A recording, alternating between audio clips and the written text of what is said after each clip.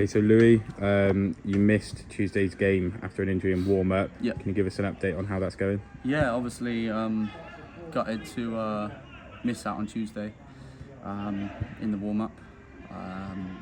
Just in the possession just before the game. Obviously, I felt something in my upper quad that went. I was struggling to move really.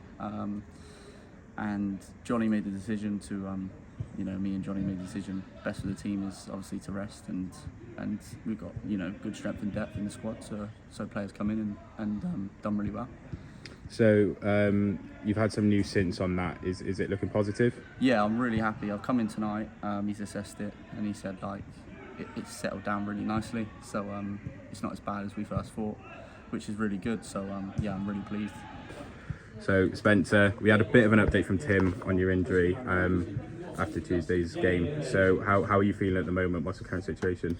Yeah, not too bad. It's been quite a frustrating one. Ideally, obviously, I tweaked it against Bath, which was 25th of July now, so it's gone on a little bit longer than as expected. To be fair, 2 weeks ago looked quite positive, and then took a little backward step in terms of little flare up in terms of rehab. But after seeing a bit more treatment this week, and then speaking with Johnny, hopefully I'm not too far away, because that has been a frustrating one. So hopefully, touch wood, it won't be too long now. So how have you been with keeping the lads motivated from the sidelines and then wait until you get back in? Yeah, look, it's always difficult one being injured. You kind of sometimes feel like a loose part, but I think obviously being captain, it's important for me to still be around the lads and rally them. So heavily still involved like before game, half time, after the game, and training in terms of what we're doing really well, because I think we probably haven't got enough points of what we probably deserve so far, and I think it's important to the lads to still know that. I think we're probably just shy of 4 to 6 points from probably what we should have based on performances, and it's just a mentality just to make sure obviously we keep going, and win Saturday against Farsley, it puts us in a good position in terms of the start of the campaign. Last weekend showed a lot of character from the girls actually, going up a league. We knew semi what to expect just from last season.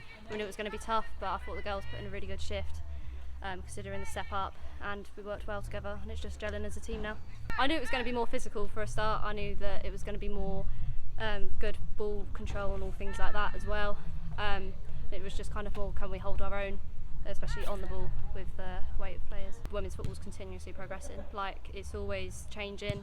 I think the coaching's definitely coming along now. It's starting to catch up, even with the tactical side, with catching up with the men's game now. So it is getting a bit more progressive in that sense.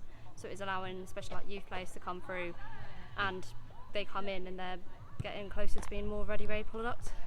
I'm expecting it to be a tough game. We played them in pre-season with a mixed side, so I'm expecting just to have a bit of a test. Not going to be an easy game at all, but it's good to get a local side in the cup, so it can be a bit more of a derby, and it can mean both to both teams as well. It's really nice to have another group of girls coming in.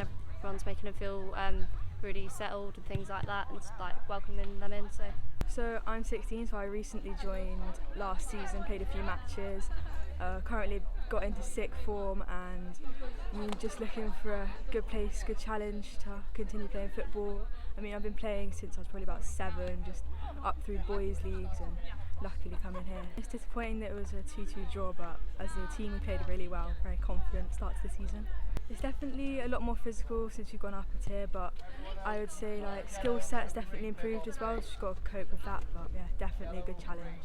I definitely think it's going to be a physical game, a good challenge, obviously, good battle since we played them a few weeks ago. Kind of knowing what to expect because we played them so recently, but I think it's going to be a good game. I'm hoping to progress hopefully through the qualifying round. The summer's been really productive. We've had a number of games where we mix the squads up just to have a fresh look at players, new faces coming in. So just exploring who works well together, the units, how they interact across the pitch. So it's been a productive summer for us. So I've been really happy with that. Fitness levels have been good. Obviously with an S&C coach in place as well has really helped us massively. Obviously started the season, didn't know really what to expect, being the first season in the Southwest regional for the first team, so that was very much an eye-opener, but I think we equipped ourselves well. We did tire in the heat come the second half, mentally more than physically, So unfortunately we couldn't hold on to our two goal lead, but I was more than happy with that performance. The girls rose to the challenge, a little bit more experience of game management, and I think they would have seen that game out normally. Well, it's like any FA Cup competition, you will ride your luck. Obviously the first season we entered, we got into the second qualifying round and were handed a lesson by Ilminster Town. Last year we got knocked out on penalties in the first round, so it really is luck of the draw, and obviously who turns up on the day. Obviously Siren, we played pre-season. We had very much a mixed side out, so the pre-season result isn't really an indicator of what was going on the day. So it should be a good game. It should be a very good game Sunday. Obviously the winners of that go through to play Bath, and then whoever comes in the third qualifying round, and then first round proper. Obviously the big teams everybody knows, and WSL don't come in until the fourth round proper, so we're a fair few victories away from that. But I'd be happy to have a good performance Sunday and make it into the next round and then go from there. But we got to beat Siren first. The quality of the football with the women's is increasing every season we've been together as a squad. For me, I find it entertaining. It's very free flowing, a lot of attacking football, a lot of opportunities.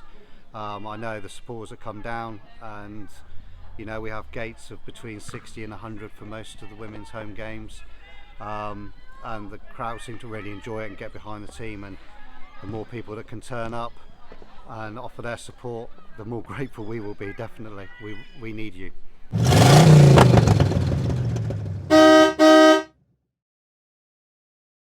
City's opponents this week come in the form of West Yorkshire-based side Farsley Celtic, who were originally founded in 1908 before folding, reforming to Farsley AFC in 2010, and then returning to the name Farsley Celtic in 2015. The Celt Army, as they are known, have been in this division since the 2019-2020 campaign, after they won promotion by becoming Premier Division champions the season prior. That was the last time the club have won silverware, but came close last season when they reached the quarter-finals of the FA Trophy. The man in charge is former Jamaica international Clayton Donaldson. In his first managerial position, the 39-year-old has a whole wealth of experience in the game after his playing career took him right across the English pyramid with the likes of Birmingham City, Bradford and York, as well as a spell in the Scottish Premiership with Hibernian. His side currently sit 14th in the table, just 3 points above Gloucester, and have won twice in their opening 8 matches, however are without a win since the start of August and are goalless in 3. City are unbeaten in 3 and have 2 clean sheets out of 2, so the tide appears to have turned for Tim Flower's side. How do you think the team will get on Saturday, City fans? Let us know in the comments below, and if you are going to the game at the Tiger Turf on Saturday, make sure to be in fine voice to cheer on the boys. Make sure to tune into next week's show for the final of the inaugural Gloucester City player quiz. Jamie Record, Harry Williams face off against Elliot Durrell and Joe Hanks for the Football Knowledge Trophy and the ultimate bragging rights amongst the team.